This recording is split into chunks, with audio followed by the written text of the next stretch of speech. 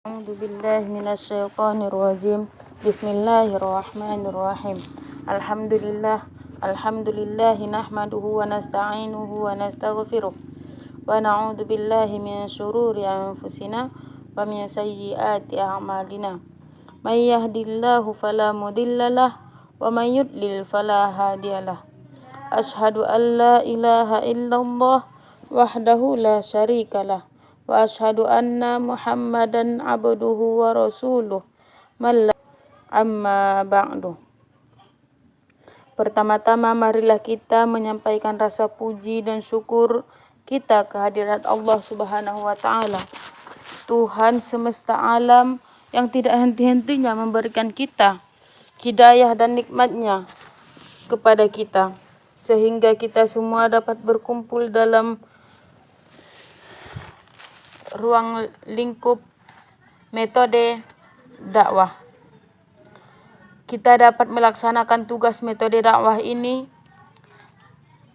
dengan keadaan sehat walafiat tanpa halangan sedikit pun.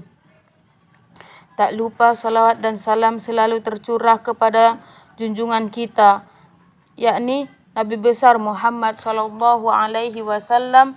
Allahumma shalli ala sayyidina Muhammad wa ala ali sayyidina Muhammad. Beliaulah yang telah membawa kita keluar dari zaman kegelapan menuju zaman yang terang benderang, yakni agama Islam. Dan semoga kita semua diberikan syafaatnya pada yaumul akhir kelak. Amin.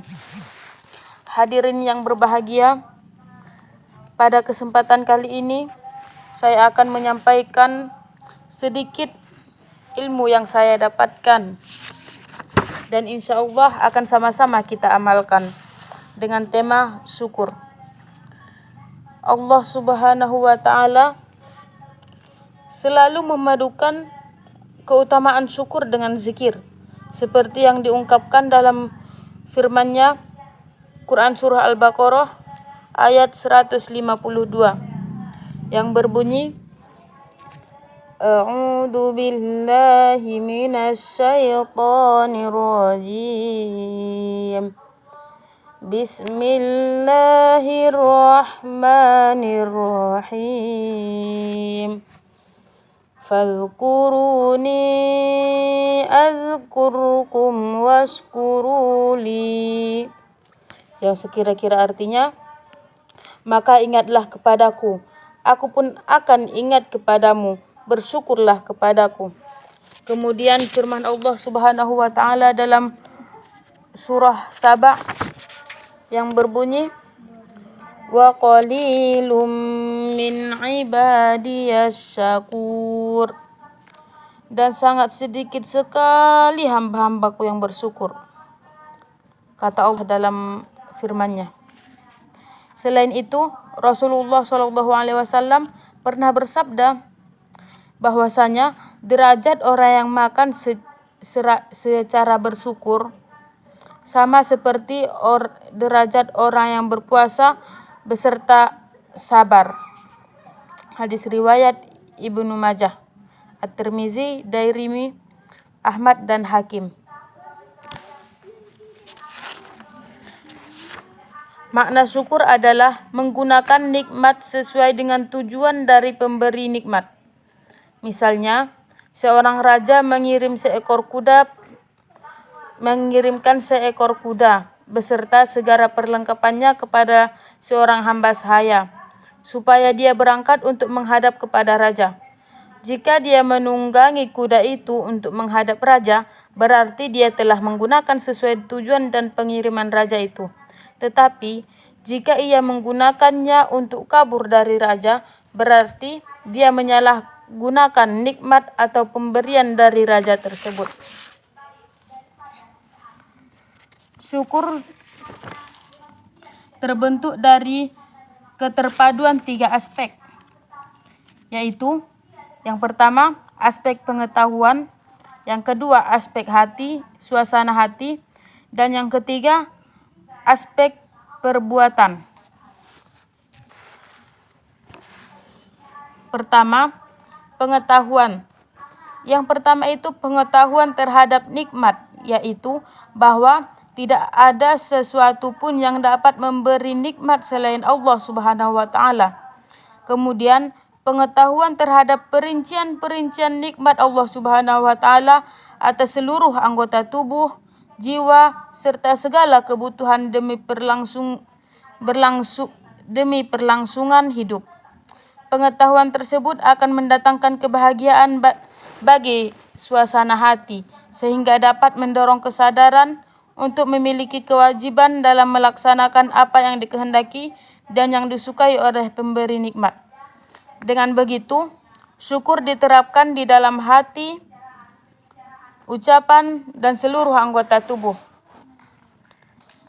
Jenis syukur yang dilakukan di dalam hati adalah menyembunyikan kebaikan dari orang lain dan selalu mengisi hati dengan zikir, sehingga tidak melupakan sang pemberi nikmat, Allah Subhanahu wa taala. Hadirin hadirat yang insyaallah dirahmati Allah. Jenis zikir melalui ucapan adalah dengan mengungkapkan rasa syukur kepada Allah Subhanahu wa taala melalui kalimat-kalimat tahmid, pujian-pujian yang menunjukkan rasa syukur kepada Allah Subhanahu wa taala. Sementara itu, jenis syukur melalui anggota tubuh adalah dengan cara mempergunakan nikmat-nikmat Allah Subhanahu wa taala untuk mematuhi perintah-perintahnya dan menjauhi larangan-larangannya. Cara mensyukuri nikmat yang diberikannya anggota tubuh, yang diberikan Allah anggota tubuh kepada kita berupa mata adalah dapat dilakukan dengan cara yang tidak menyebarkan aib seorang muslim yang ia lihat dan tidak melihat kemaksiatan. Adapun mensyukuri telinga dapat dilakukan dengan tidak menyebarkan keburukan dari apa yang didengar dan mendengarkan hal yang dibolehkan saja. Rasulullah Shallallahu Alaihi Wasallam pernah bertanya kepada seseorang, "Bagaimana keadaanmu hari ini, wahai fulan?" Orang itu menjawab, "Baik, ya, keadaan saya baik." Beliau mengulangi pertanyaan lagi, tetapi orang itu juga mengulangi jawaban yang sama. Ketika beliau mengulangi pertanyaan yang ketiga kalinya, orang itu menjawab, "Keadaanku baik, segala puji dan syukur bagi Allah Subhanahu wa taala." Kemudian Rasulullah Shallallahu Alaihi Wasallam bersabda, "Inilah jawaban yang kuinginkan darimu. Ketika orang yang ditanya tentang sesuatu, jika ia bersyukur, berarti dia mematuhi Allah Subhanahu wa taala. Tapi jika ia mengeluh dan berarti dia durhaka kepada Allah Subhanahu wa taala." Hadis riwayat At-Tirmizi, Ibnu Majah, Ahmad dan Dairimi. Sekian yang dapat saya sampaikan. Adapun kesimpulan dari materi saya pada saat ini, semoga kita semua menjadi hamba yang bersyukur kepada Allah, termasuk golongan yang sedikit yang disebutkan dalam surah Saba. Sekian yang dapat saya sampaikan, kurang lebihnya saya mohon maaf. Assalamualaikum.